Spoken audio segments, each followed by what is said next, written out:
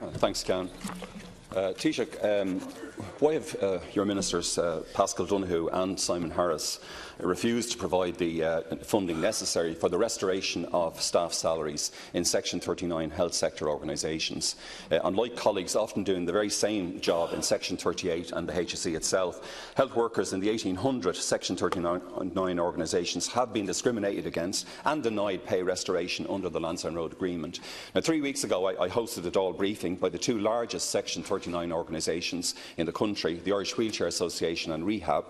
And the briefing course was well attended by colleagues from all around the House here in the Shannon and addressed by the two CEOs concerned, Ms Rosemary Keogh of the Wheelchair Association and Ms Mo Flynn of Rehab. And I'm delighted to welcome Ms Keogh here to the gallery today. Now, both CEOs warned strongly that the services provided by their organisation will be in jeopardy if there is no urgent resolution of the pay restoration issue for their staffs, and of course those most negatively impacted will be the tens of thousands of our citizens with disability receiving vital support services.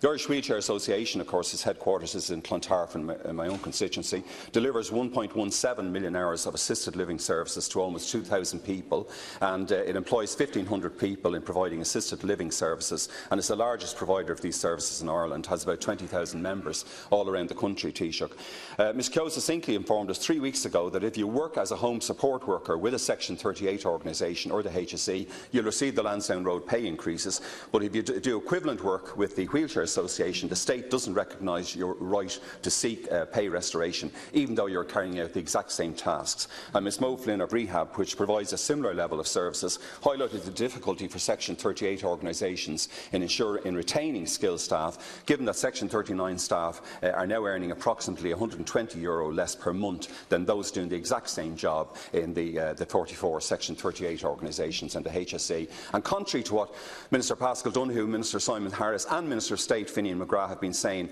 members of the not-for-profit associations such as the IWA and Rehab were instructed by the HSE to align pay with FEMPI, adjusted and cut pay scales. Indeed, the Labour Court ruled in 2010 that pay cuts must be imposed because the pay scales of Section 39 and 38 organisations had been then aligned, Taoiseach, for more than 15 years. So why is Minister Harris so disingenuous, Taoiseach, when he passes the ball back and forth to the HSE constantly when I've raised this issue with him?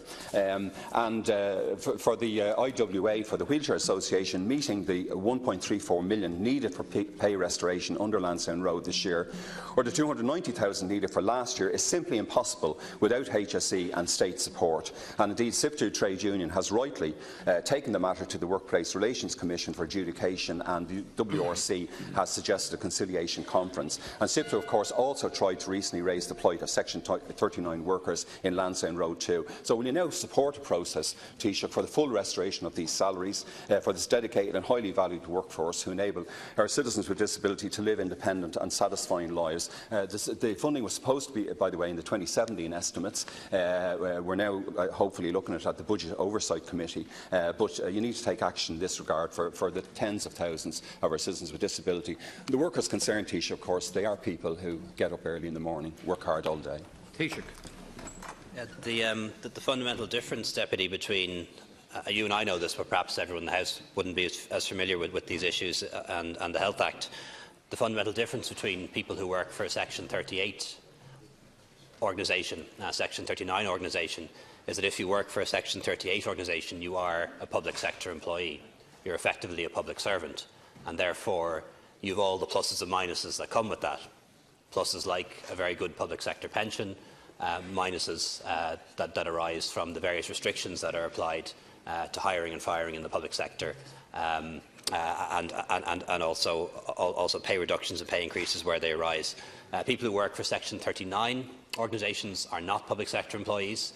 They tend to be working for an NGO or a charity or a religious order, which is given a block grant, and from that grant they're expected to provide their services and pay their employees.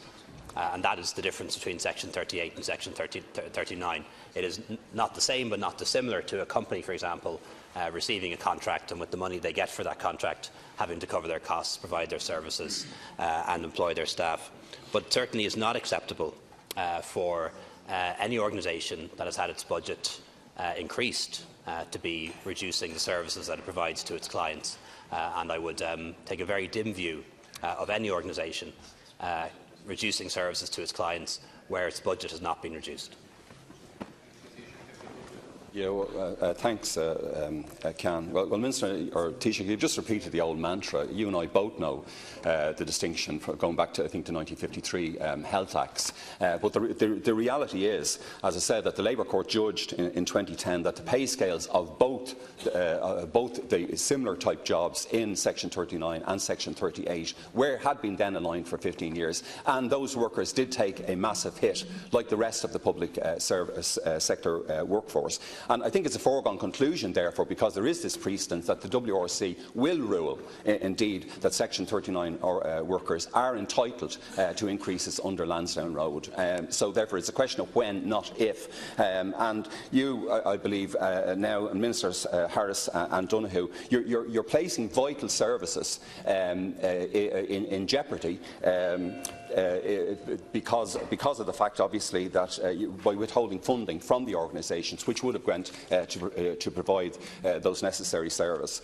I think there's widespread support across the Oireachtas for this restoration. Recently I sent a letter or a few weeks ago to Deputy Harris, which hasn't been acknowledged, by the way, from members of my own technical group, Independence for Change, from Solidarity People for Profit, supported by Sinn Féin, supported by Fianna Fáil, supported by the Rural Alliance, all supporting and asking you to meet the not-for-profit organisation, and you haven't even replied to us. So you might ask. You haven't even acknowledged it. You might ask him to do that. And just a final point. Just a final point, Can. Just the story of one constituent with a disability whom I know sums up the urgent need for action on this issue. Taoiseach, she receives a personal assistance package from the Wheelchair Association. Without it, she wouldn't be able to live her life to the fullest, and it includes holding down an important job, attending college, taking care of her young child and her family home. And it's for her and the thousands of people like her that you should take action on this and not just give me these formulaic responses. Thank you. I want something different, Minister, or Taoiseach, and some real action on this matter. Thanks, Can. Yes, I haven't seen that Labour Court recommendation, but as you know, Labour Court recommendations are made to the employer, and in this case, Section 39 bodies, the employer is not the state. The employer is the charity, the NGO, the religious body, or whatever body is the legal employer.